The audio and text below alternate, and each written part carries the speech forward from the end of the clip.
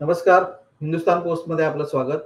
राज्यात होऊ घातलेल्या विधानसभा निवडणुकीमध्ये मुंबई आणि अ, विदर्भ हे म्हणजे हे दोन घटक ज्या पक्षाला किंवा आघाडीला, युतीला कौल देतील त्या पक्षाचे राज्यात सरकार येतं, असं एक गणित मांडलं जातं. तर आपण विदर्भाचा विचार करता, विदर्भामध्ये जवळपास 62 विधानसभा जागा आहेत आणि विदर्भातील अ, एक राजकीय विश्लेषक नचिकेत पिंपळापुरे यांच्याशी आपण आज गप्पा मारणार आहोत. विदर्भातली परिस्थिती काय आहे? नमस्कार पिंपळापुरेकरजी. नमस्कार. तर विदर्भामध्ये जवळपास काँग्रेस आणि भाजप हे दोन महत्वाचे पक्ष एकमेकांसमोर उभे ठाकले आहेत. जवळपास भाजप 47च्या आसपास जागा लढवत आहे आणि महाविकास आघाडीमध्ये काँग्रेस 43. तर आपल्याला काय वाटतं, हे म्हणजे भाजप आणि काँग्रेसमध्ये कोणाची सरशी होईल किंवा कुठल्या बाजूला जनतेचा कौल आहे? मला सुजितजी, तुम्हाला एक गोष्ट आधी याच्या आधी तुम्हाला आपण थोडंसं बॅकग्राऊंडवर आपण एक 5 मिनिटं चर्चा करू, म्हणजे तुमच्या लक्षात येईल की विदर्भ कसा रिॲक्ट करतो निवडणुकांमध्ये. तर सगळ्यात महत्वाचं कसं आहे की विदर्भामध्ये अगदी पूर्व आणि पश्चिम विदर्भाचा जर विचार केला तर विदर्भाचा सगळ्यात जास्त भाग हा ग्रामीण आहे. शहरी भाग फार कमी आहे आणि शहरी भाग कमी असल्यामुळे इथे शेतकरी बहुल आहे. विदर्भ हा शेतकरी बहुल आहे आणि शेतकरी बहुल असल्यामुळे इथलं जे मॅन्डेट असतं ते शेतकऱ्यांवर आधारित असतं, किंवा आपण असं म्हणू की ते शेतकरी ते मॅन्डेट डेव्हलप करतात आणि मग ते ज्याला कोणाला द्यायचं असेल त्याला देतात. ते तसं 2014 मध्ये आपण पाहिलं की काँग्रेसची सतत 10 वर्ष 15-12 वर्ष जी काही सत्ता होती महाराष्ट्रामध्ये, त्याच्यामुळे शेतकरी जो होता पुरता होरपळून गेलेला होता. दरम्यान मग येणाऱ्या नॅशनल कलॅमिटीज आणि अवकाळी पाऊस, अवर्षण, हा सगळा विषय असल्यामुळे इथला शेतकरी निवडणुकीच्या बाबतीत फार सजग आहे. इथला ग्रामीण भाग शहरी भागापेक्षा, म्हणजे विदर्भाच्या शहरी भागांमध्ये तर सजगता असणं स्वाभाविक आहे. कारण की आपण सगळे शिकलेले लोक आहोत. आमच्या इथे शिक्षणाचं प्रमाण छान आहे आणि आता नवीन याच्यामुळे IIIT हे सगळं, ह्या सगळ्या इन्स्टिट्यूशन्स इथे ऑलरेडी आलेल्या आहेत, एस्टॅब्लिश होत आहेत. त्यामुळे शिक्षणाचा स्तर तर वाढलेला आहे आणि तो म्हणजे शहरांमध्ये मतदानाविषयीची जागरूकता असणे हे अगदी स्वाभाविक आहे. पण मतदानाबद्दलची जागरूकता ही ग्रामीण भागामध्ये असणे हे विदर्भातलं सगळ्यात मोठं वैशिष्ट्य आहे. त्याच्यामुळे 2014 मध्ये जर आपण बघितलं असेल तर 2014 मध्ये विदर्भाच्या ग्रामीण भागाने भारतीय जनता पक्षाला मतदान जास्त केलं. त्याच्यामुळे ऍक्च्युली काय होतं ना की आपण जेव्हा याचा विचार करतो ना की 62 सीट, म्हणजे याच्यामध्ये पूर्व विदर्भ आणि पश्चिम विदर्भ असे विदर्भाचे 2 भाग येतात. तर पूर्व विदर्भामध्ये धान उत्पादक आहेत, म्हणजे भंडारा, गडचिरोली, चंद्रपूर, वर्धा, म्हणजे आणि नागपूर. हा जो पूर्वेकडचा म्हणजे मध्य प्रदेशाला जोडणारा जो भाग आहे तिथे भाताची शेती खूप मोठ्या प्रमाणात होते.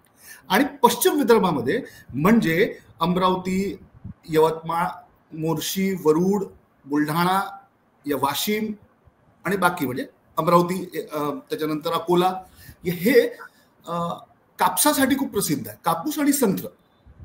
त्याच्यामुळे पश्चिम विदर्भातला आणि पूर्व विदर्भातला शेतकरी हा काही प्रमाणामध्ये डिसायसिव्ह मॅन्डेट देण्याचं काम करतो, कारण की त्याला त्या पॉलिसीज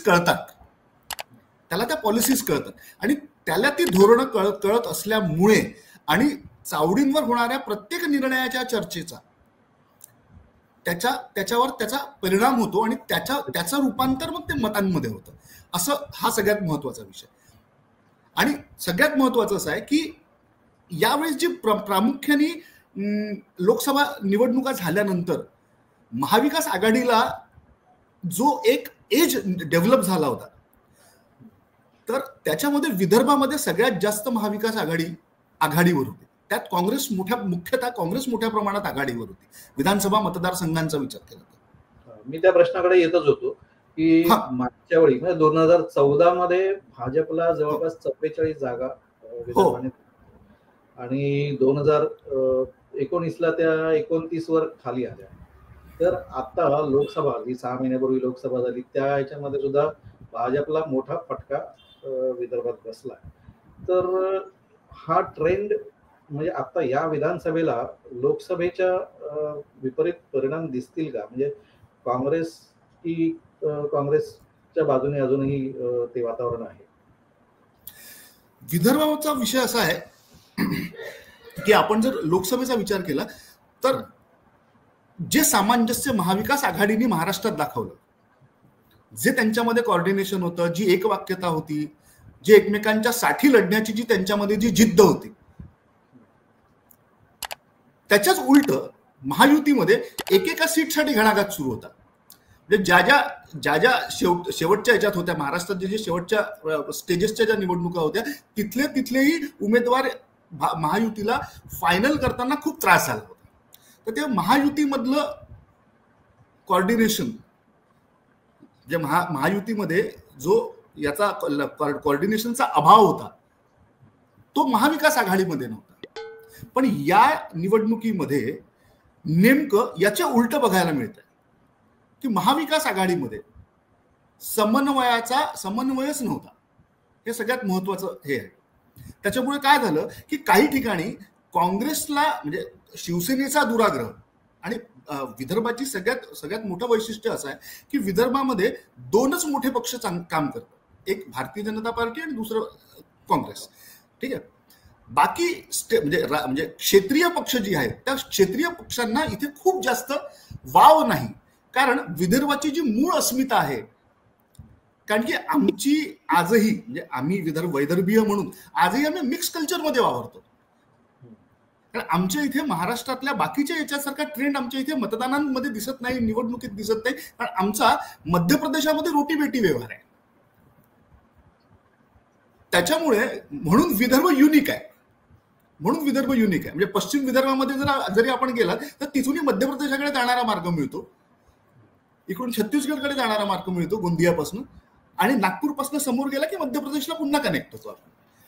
तर हा जो एक मिक्स्ड मॉब आहे, म्हणजे मिक्स्ड वोटर आहे आमच्या विदर्भामध्ये, जो हिंदी पण बोलतो.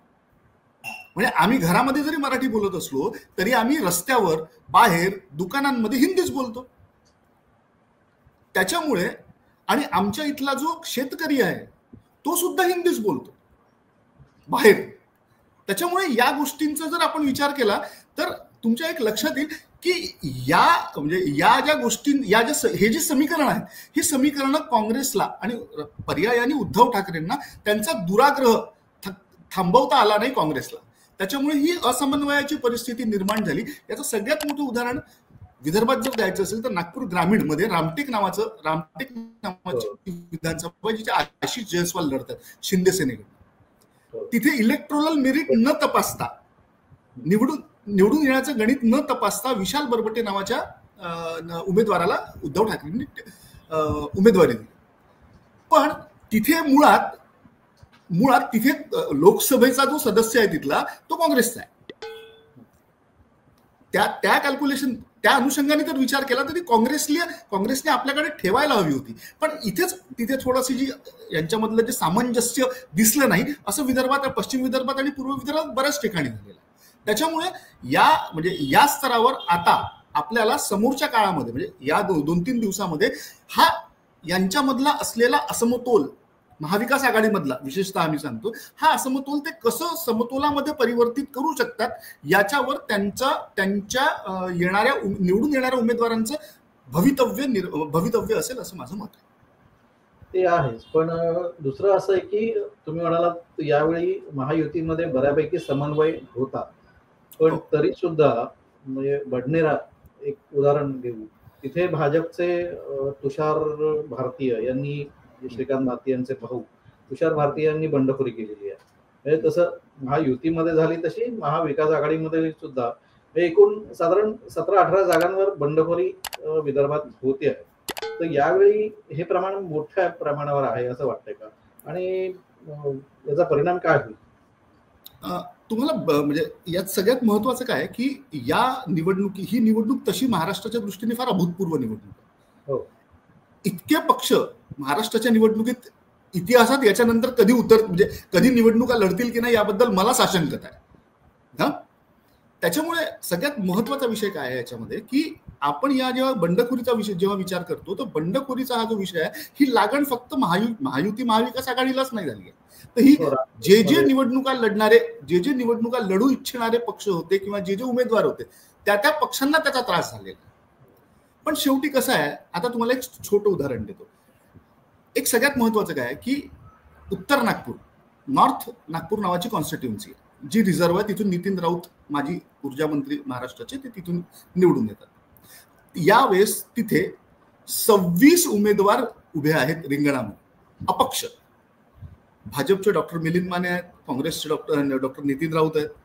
आता मला एक साधी गोष्ट आहे, की प्रत्येक उमेदवारांनी जर हजार जरी मतं घेतली तरी 26,000 मतं होतात ना. आणि या बंडखोरीचा फायदा हा महायुतीला होईल की महाआघाडीला होईल, हे मतदानाच्या दिवशी, मतदान झाल्यानंतरच कळेल. आणि मतदानाचा जर टक्का वाढला, मतदानाचा टक्का जर वाढला तर आपण याच्यावर काही भाकीत करू शकू. नाही तर मागच्या वर्षीच्या झालेल्या निवडणुकींच्या मतदानाच्या टक्केवारीवर सेफोलॉजी करणं मला योग्य वाटत नाही. त्याच्या भरोश्यावर त्याच्या याच्यावर काही बोलणं असं मला वाटत नाही. पण बंडखोर हे काही ठिकाणी महाविकास आघाडीचे आणि महायुतीचे गणित नक्की बिघडवतील असं माझं मत. बरं, एकूण विदर्भाचा विचार करता, विदर्भामधून म्हणजे मुख्यमंत्री पदाचे उमेदवार किंवा मुख्यमंत्री पदाचे दावेदार भाजपकडून देवेंद्र फडणवीस एक तर आहेतच, आणि काँग्रेसकडून विजय वडेट्टीवार आहेत, माणिकराव ठाकरे आहेत, नाना पटोले आहेत. तर लोकांची पसंती म्हणजे मुख्यमंत्री पद जर विदर्भाकडे यायचं असेल तर कोणाची लोकांची पसंती कुठल्या नेत्याकडे जास्त असेल असं वाटतं? मी थोडंसं तुम्हाला याच्यामध्ये म्हणजे तुमच्या या प्रश्नाला मी थोडंसं एलॅबोरेट करतो. 2014 पासून महाराष्ट्रातल्या सत्तेचं एक म्हणजे केंद्रीकरण हे विदर्भात व्हायला लागलं, आणि त्यातल्या त्यात नागपूर आणि पूर्व विदर्भ जास्त.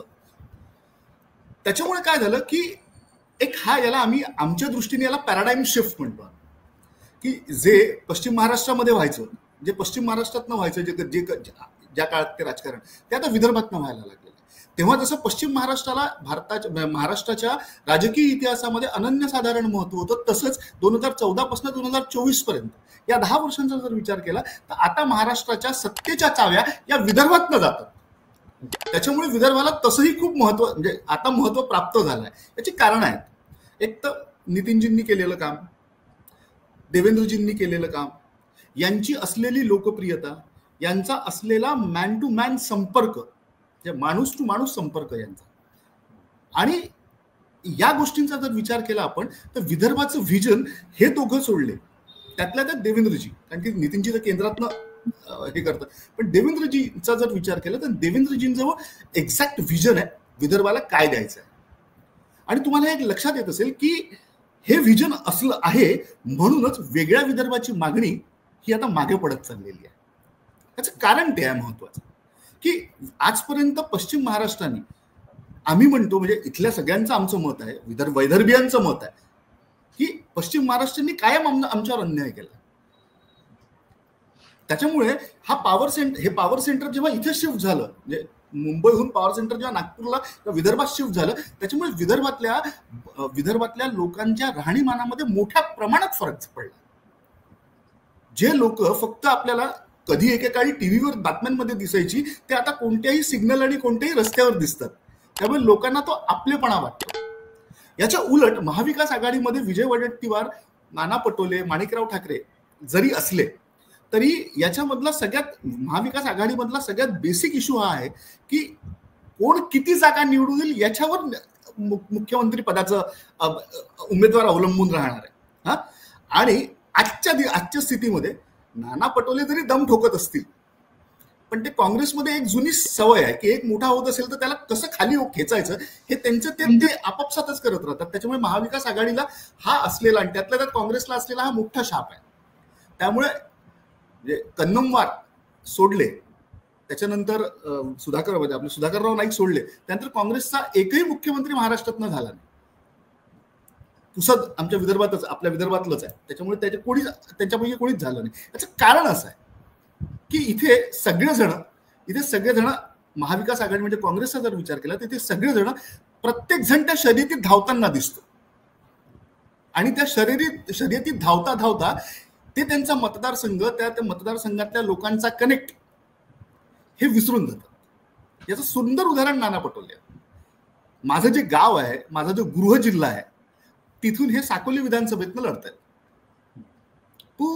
पूर्ण या कॅम्पेनमध्ये, या राजकीय आपल्या धुमश्चक्रीमध्ये त्यांना त्यांच्या मतदारसंघात फक्त एकच दिवस जायला वेळ मिळालाय आणि तोही आजचाच दिवस आहे आणि तेही 5 वाजेपर्यंत 6 वाजेपर्यंतच प्रचार आहे.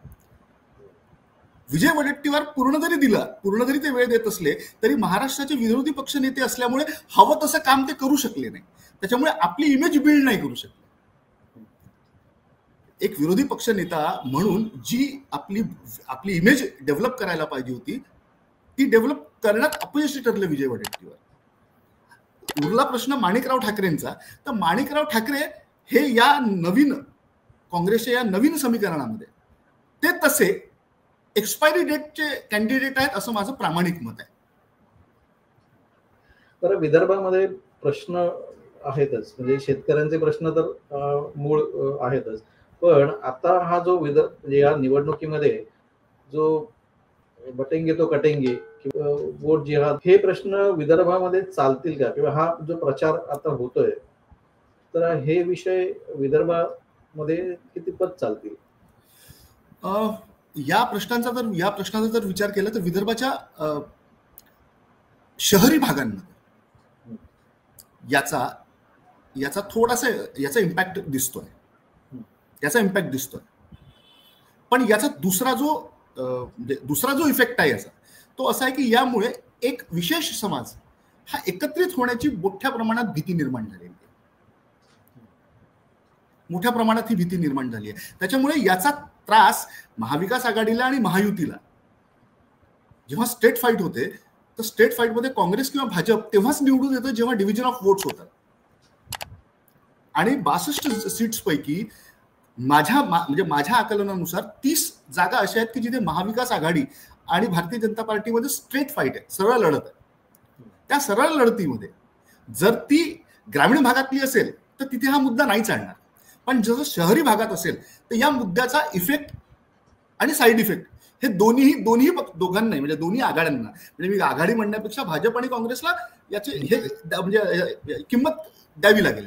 पण शहरी भागांमध्ये याचा इफेक्ट आहे. ग्रामीण भागांमध्ये शेतकऱ्यांची त्यांचे प्रश्न असल्यामुळे त्यांच्यासाठी हा विषय खूप महत्वाचा आहे असं मला नाही जाणवलं अजूनपर्यंत. ठीक आहे, एक शेवटचा प्रश्न. आता राष्ट्रवादी काँग्रेसमध्ये फूट पडली, अजित पवार वेगळे झाले, शरद पवार म्हणजे अजित पवारांकडे शरद पवारांचा पक्ष आणि चिन्ह गेलं, तसं उद्धव ठाकरे यांचाही पक्ष फुटला, शिवसेना फुटली आणि पक्ष आणि चिन्ह शिंदेकडे गेले. तर हे दोन्ही पक्ष आता 2चे 4 झालेत आणि 4ही पक्ष तिथे विदर्भात काही जागा 7, 8, 12, 13 पर्यंत लढत आहेत. तर त्यांचा परिणाम म्हणजे सहानुभूती किंवा असं काही शरद पवार किंवा उद्धव ठाकरे यांच्या बाबतीत दिसते, असं काही चित्र दिसतंय का? नाही, कारण मुळातच विदर्भाचं जे वैशिष्ट्य आहे ते असं आहे की विदर्भामध्ये फक्त 2च पक्षांना महत्व आहे आणि क्षेत्रीय पक्ष हे याच्यासाठी इथे आपले पाय पसरण्यात अपयशी ठरले. कारण ज्या काळामध्ये वेगळ्या विदर्भाचा मुद्दा, जेव्हा पश्चिम महाराष्ट्राचं राजकारण महाराष्ट्राच्या सत्ता कारणावर हावी होतं, तेव्हा आमच्यावर अन्याय होतो आहे असं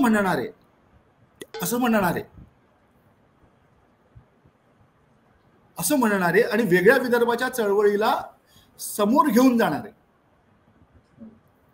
त्याच्यामुळे ही चळवळ तेव्हा पिकला होती, आता नाही आहे पिकला. कारण व्हिजन मांडलं आहे त्यांनी व्हिजन मांडलं आहे आपलं. आणि भाजप जो ते व्हिजन आहे, म्हणजे महायुतीकडे ते व्हिजन आहे असं माझं प्रामाणिक मत आहे. म्हणजे जितकं दिसतंय मला, जितक्या कन्व्हिन्सिंगली विदर्भामध्ये देवेंद्रजी, म्हणजे महायुती म्हणून देवेंद्रजी हे करतायत, दुसरं कोणीही करत नाही. आणि दुसरा सगळ्यात महत्वाचा मुद्दा की विदर्भामध्ये या सगळ्यांना याच्यासाठी हे जास्त अपयशी ठरले. याचं कारण असं आहे की जेव्हा वेगळ्या विदर्भाची चळवळ सुरू होती तेव्हा या क्षेत्रीय पक्षांनी कधीही वेगळ्या विदर्भाच्या चळवळीला आपलं समर्थन दिलं नाही. त्याच्यामुळे वैदर्भियांनी कधीही या क्षेत्रीय पक्षांना आपलं कधी मानलंच नाही. हे त्यातलं मूळ आहे. त्याच्यामुळे जेव्हा पश्चिम महाराष्ट्राचं राजकारण महाराष्ट्राच्या सत्ता कारणावर हावी होतं, नेमका तेव्हा आमच्यावर जो अन्याय होत होता विदर्भावर, तो अन्याय, त्या अन्यायाला वाचा फोडायची किंवा वेगळ्या विदर्भाची मागणी जेव्हा रेटत होती, जांबुवंतराव धोटेंसारखा मोठा नेता वेगळ्या विदर्भासाठी, म्हणजे त्यांचं मोठं कॉन्ट्रीब्युशन आहे त्या आंदोलनामध्ये, पण यांनी त्यांना समर्थन दिलं नाही. तेव्हा तर भारतीय जनता पक्ष कुठेच नव्हता, म्हणजे महायुती कुठेच नव्हती, यांच्या हातात होतं. यांनी ती चळवळ व्यवस्थित जर हाताळली असती तर आज क्षेत्रीय पक्ष, त्यात उद्धव ठाकरे, राष्ट्रवादीचे म्हणजे शरदचंद्र पवार किंवा अजित पवार किंवा एकनाथ शिंदे म्हणजे आता हे 4 झाले म्हणून, यांची शक्ल पडली म्हणून, नाही तर हे 2च पक्ष होते. त्या दोन्ही पक्षांनी अखंड महाराष्ट्राची भूमिका ठेवली, आणि विदर्भ हा एका नागपूर कराराच्या माध्यमातून हा महाराष्ट्रात विलीन करण्यात आला होता. आणि त्या नागपूर करारामध्ये असं स्पष्ट लिहिलं होतं की एक अधिवेशन आम्ही नागपुरात हिवाळी अधिवेशन घेऊ, एक अधिवेशन इथल्या वैदर्भीय लोकांच्या फक्त सर्वांगीण विकासासाठी असेल. त्या अधिवेशनामध्ये फक्त विदर्भाच्याच समस्यांचा आणि मागण्यांचा विचार करण्यात येईल. पण कालांतराने साफ पश्चिम महाराष्ट्रातल्या राज्यकर्त्यांनी, त्यातल्या त्यात काँग्रेसमधल्या राज्यकर्त्यांनी याला स्पष्टपणे याला बगल दिली.